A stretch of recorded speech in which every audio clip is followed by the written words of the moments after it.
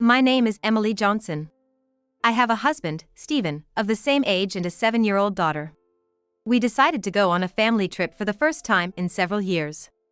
Our destination is a luxury inn used by my husband for his company trips. On the first night, I suddenly woke up and heard someone's voice coming from the bathroom. Curious, I went to check and was shocked by what I saw. To my surprise, my husband and the young innkeeper, Susan, were in the middle of an affair. The room had a private outdoor bath, and the changing area was spacious. They left their clothes in the changing area and were in the bath. I secretly listened to their conversation for a while. It's thrilling to do this right in front of your wife, isn't it? Doesn't it make it more exciting? I wonder if your wife will wake up. She won't. Once she's asleep, she hardly wakes up. But doing this in front of the family is something else. From their conversation, it seemed they had been involved for a while. Thinking back, I did find their overly friendly behavior at the reception a bit odd. You called the young innkeeper by her first name, are you that close? No, it's just, she asked me to call her that. All my colleagues call her by her first name too. My husband said this, but something didn't sit right with me. I noticed the way she looked at my husband was quite intense. And my husband clearly got flustered when asked about her. Despite witnessing their affair, I was surprisingly calm. Of course, I was hurt, but I felt more outraged. I quietly took their clothes and knocked on the bathroom door. When our eyes met, they stopped moving as if time had frozen. Emily. When I opened the door, they desperately tried to cover themselves. Neither of them wanted to meet my eyes. Having an affair in our room, how bold of you. It's not what it looks like, there's a little explanation for this. What kind of explanation could there be for an affair? Just so you know, I've got everything recorded on my phone. I had recorded them on my phone. I didn't want to keep such a thing, but I needed evidence. I was surprisingly calm about it. Well, I'll be keeping these clothes then. That's a problem. Please give them back. Susan has to work too. Please, give them back. No. You two just wait here for now. What are you gonna do? That'll be a surprise for later. Enjoy the rest of your time together. With that, I closed the bathroom door. I also locked the changing area door. The lock worked from both inside and outside. They could open it, but without clothes, they wouldn't be able to go outside.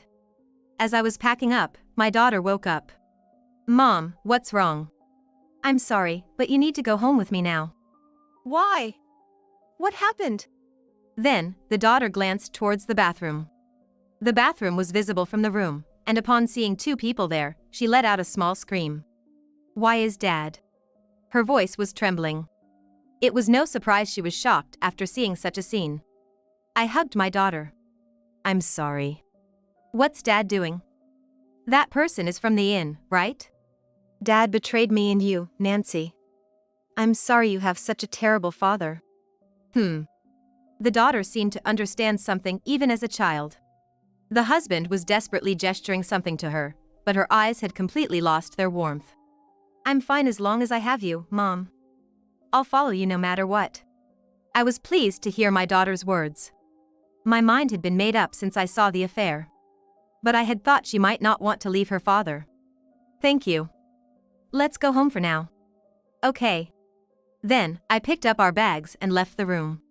The husband knocked on the door desperately, but we ignored him and left. Of course, I had thought about what to do next. Even if we divorced, it wouldn't be interesting to just leave it at that. First, I planned to show our parents the scene. The in-laws were reasonable people. They would be furious to know that their son had betrayed us and was having an affair during our trip. Naturally, my parents would be livid as well. Luckily, the drive from our house to the inn was about an hour. Not too far, which was a relief. I immediately contacted both sets of parents when I got home. They both said they would come right away. Feeling it was unfair to involve my daughter in adult discussions, I decided to leave her with the kind neighbor lady she was close with. After I briefly explained the situation, the neighbor sympathized with us. I'm sorry to ask, but could you please take care of my daughter? Then my parents arrived at the house, and we agreed to meet the in-laws at the inn. The in-laws had also called my husband's uncle. That would probably make my husband panic. When we returned to the inn with my parents, the place was in an uproar. Susan's mother apologized to us as soon as she saw us. "I've heard a bit from my daughter. I'm terribly sorry for doing something that could ruin someone's family." It seems the innkeeper, worried when we didn't check out on time, had gone to our room. There, she found two people undressed. After confronting them, she seemed to have understood the situation. Since then, the two were dressed in the inn's bathrobes and had been waiting in another room. Susan's mother intended to talk with us as well. Led by her to the room where they were waiting, there were they, heads down.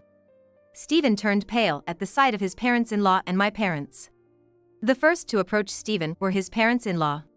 Then his father-in-law struck Stephen's face hard. "You! What are you doing? You said you'd always cherish Emily and Nancy, didn't you? I'm sorry. This isn't something you can just apologize for. I never thought you'd be someone who'd betray his family so easily.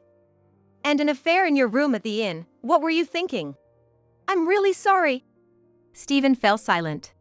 He seemed at a loss for words. Then, we sat down to talk. First, we decided to hear the full story from them. "When did you two start this relationship?" "About a year ago, I guess." Of course, I never intended to cheat at first. It appeared Susan had made the first move. She had been attracted to Stephen, who visited yearly on a company trip. Knowing he was married, she had restrained her feelings. However, they had a chance to talk, and she couldn't hold back her feelings and confessed to Stephen. Seeing his receptive response, they exchanged contact details and started communicating. Gradually, they began meeting and developed a romantic relationship. Even if you didn't intend to at first, the fact remains you two were involved. You started going out alone more on weekends, and you were meeting her then, weren't you? Stephen nodded slightly. I was just disgusted and could only sigh. Thinking back, Stephen had become distant and checked his phone more often. When I asked, he was noticeably flustered. He had also suddenly started locking his phone, which he hadn't done before. I never snooped, but it did bother me. I felt pathetic for not realizing for a whole year. Then, Stephen said, "I'm sorry for betraying you too. But I don't want a divorce. I want to keep living with the three of us." "What? That's not for you to decide." Of course, I know that, but I never intended to break up our family. I love you the most, Emily. Stephen was tearfully pleading. But his words didn't reach me at all. What was he thinking? Did he not understand what he had done to us? My anger towards him grew even more. But I wasn't the only one angry. Suddenly, Susan stood up. "Wait a minute.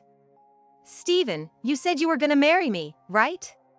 You always said you loved me more than your wife. Were those lies?" Susan became hysterical. She lunged at Stephen aggressively. "That was just something I said in the heat of the moment. I told you from the beginning that I didn't want to ruin my family." "Huh? I never heard such a thing. I was planning to marry you, Stephen. What about my feelings?" "I can't help you with that."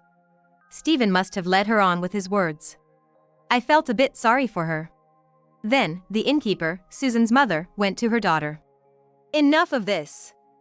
Don't embarrass me any further." But I was really in love with Stephen. Did you want to be with him bad enough to destroy another family? I loved him that much. Isn't it natural to want to be with the person you love, even if they're married? Why do I have to be the one blamed? "Just stop talking." Saying this, the innkeeper slapped her daughter's cheek hard. Susan burst into tears on the spot. "Don't you feel any remorse?" her mother asked in a cold voice. But Susan kept crying, unable to answer. Then her mother sighed heavily and said, "I'm calling off the plans to entrust you with the inn. Leave the inn today. I don't want to work with you anymore." "Wait a minute. Then who will take over the inn? Mom, you said you wanted me to handle it." I did want to leave it to my own daughter. But I don't want a daughter who cheats in her father's inn to take over. He must be saddened in heaven. The inn was started by the innkeeper and her late husband. But he passed away suddenly from an illness 5 years ago. Since then, she and her daughter had been managing the inn. It's understandable she couldn't forgive infidelity in a place they held dear. The innkeeper's anger towards her daughter was apparent. I'll handle the inn for now. Don't come back home either. I don't even want to think of you as my daughter. Don't say that. It's not all my fault. Stephen led me on too. At this point, a person who can't even express remorse is hopeless. You need to deeply reflect on your actions. And of course, you need to take responsibility towards his wife. Why? Why me? Rejected by her mother, Susan began to cry softly. But no one was there to console her. Then it was Stephen's turn.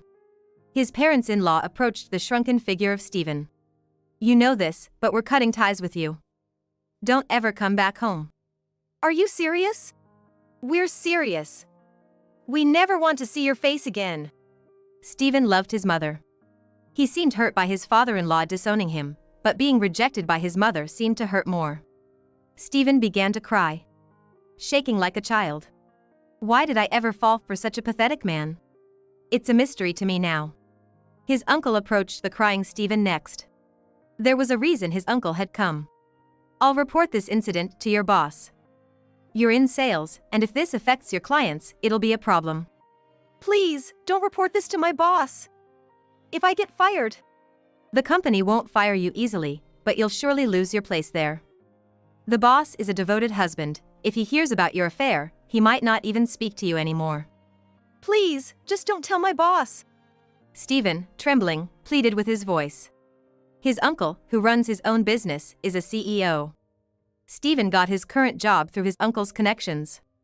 Back then, after being laid off from his previous job, his uncle had helped him find this one. Thanks to his uncle, Stephen was able to work under great conditions. If he had to change jobs now, there's no doubt his salary would drop to less than 2/3 of what it is now. He had struggled a lot in his job hunt before, so he probably didn't want to go through that again. Please. I don't want this issue to reach the boss. I've been doing well at the company, and I don't want to ruin my reputation all at once. You're the one who did something that would lower your reputation. It's your own responsibility.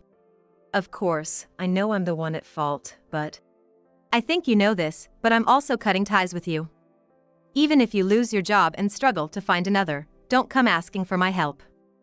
I won't assist you. That's harsh. Rejected by his uncle, despair was evident in Stephen's eyes. He's the type of person who cares a lot about what others think.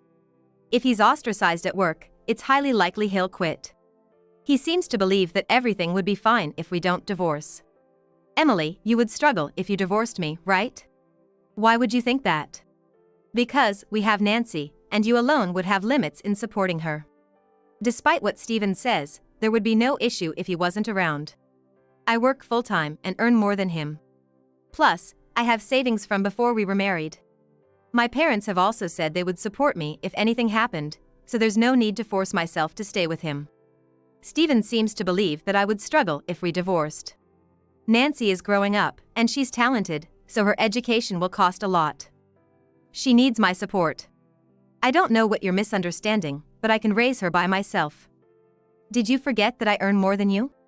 That may be true, but you never know what could happen in the future. And wouldn't it look bad in society if she didn't have a father? Stephen really seems to want to avoid divorce at all costs. However, my mind is made up. Sorry, but I have no intention of getting back together with you.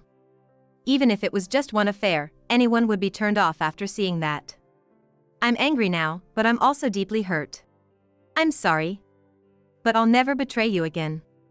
I'll even apologize to Nancy. There's no need for that. She already said she doesn't want to see you. What? Stephen seemed deeply affected by this, standing agape for a while. Did you really think after showing her that, we could just go on like normal? But I'm the only father Nancy has. It's unfortunate that you're her only father. She even said she never wants to marry someone like you, a betrayer. I just hope she doesn't develop a negative view of men. Learning that even his daughter had rejected him, Stephen started crying profusely. I was astounded at how much he could cry. Yet, Stephen wouldn't easily give up. Please. You're all I have, Emily. I won't cheat again, and I won't even come to this inn. Just give me another chance. Saying this, Stephen clung to my arm. I shook off his hand. Don't touch me, okay? I've decided to divorce you. Then, his mother spoke up. Persistent men are disliked. You have no say in this, so just follow Emily's decision quietly. Why are you against me too, Mom? Parents are supposed to support their kids. Don't talk nonsense. I'm not your mother anymore. Don't call me Mom so casually. These words seemed to deeply sting Stephen, and he was left speechless. Stephen and his mother-in-law used to be very close. His father was strict, so she often defended Stephen. She was always gentle and kind to me too. This was the first time I had seen her this angry. Then, she apologized to me. Emily, I'm so sorry for hurting you and your family. Maybe it's because I spoiled him too much. It's not your fault at all. I'm actually grateful to you, so please don't worry about it. Then, my father-in-law also bowed his head. I always taught him that he must protect his family no matter what. I'm sorry it turned out to be a betrayal. No, thank you for always being so kind to Nancy. Of course, I don't blame either of you. If it's okay with you, I'd still like you to be a part of Nancy's life. Thank you. It seemed my in-laws were worried they might never see their granddaughter again. They were tearful at my words. After finishing with my in-laws, I turned my gaze back to Stephen. His face was a mess from crying. Emily, is it really over between us? I've already told you it is. Of course, I expect you to take responsibility. I see. Stephen seemed to realize that anything more he said would be futile. He muttered as if he had given up. Make sure you pay the alimony and child support. Nancy doesn't seem to want to see you for now, so don't expect any visits. Okay. Stephen answered with a trembling voice. Then I turned to Susan, Stephen's affair partner. She flinched when our eyes met. Of course, I'll be asking you for compensation too, so please be prepared for that. Eh? Her face turned pale at the mention of compensation. Then she said something ridiculous. Compensation, like about $2,000? I can't pay if it's too much, can you keep it low? $2,000? What are you talking about? Do you even understand how compensation works?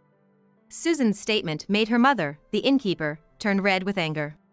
She probably didn't expect her daughter to be so ignorant of the world. Don't say such stupid things. Do you think compensation for an affair is only $2,000? It'll be at least $20,000. We'll discuss the details through lawyers. Wait! I don't have that kind of money. Mom, help me. Susan, pale and desperate, turned to her mother for help. She clearly didn't understand the normal amount for compensation. For reference, Susan is 27 this year. Though young, she's in her late 20s. And should know better. Don't you know anything about having a relationship with a married man? I only heard the name of compensation. That's ridiculous. Her mother sighed heavily. Hey, can you pay it first, Mom? The inn makes money, right? We have money, don't we? Don't joke. You're an adult, aren't you? Clean up your own mess. Her mother shouted angrily. Realizing she couldn't rely on her mother, Susan turned to me for mercy. I won't meet your husband again. Can't you let me off the compensation? I don't have any savings, and I even have debts from overspending due to stress. It seemed her mother wasn't aware of Susan's debts. But that's none of my concern. Of course, I intend to hold her responsible as well. Your debt isn't my problem. It's something you created yourself. But I've been fired from the inn. If I get more in debt, I can't survive. I have a life ahead of me too. What is this woman talking about? I got angry at her absurd statements. My life is at stake too. You two destroyed my family. Think about my daughter who lost her father. Compared to that, your troubles don't seem like much. You brought this upon yourself. You really only think about yourself. I may have spoken harshly, but I think she needed to hear it to understand. Susan started crying, trembling. She didn't say anything more. Finally, I turned my gaze back to Stephen. Let's handle the rest through a lawyer. Nancy and I will be going back to my parents' house. What about the house we live in? If you want to stay there, that's fine. But I doubt you can afford the rent on your own. Our house is a rental. And I've been paying more of the rent since I earn more. Stephen, probably worried about his future, turned pale.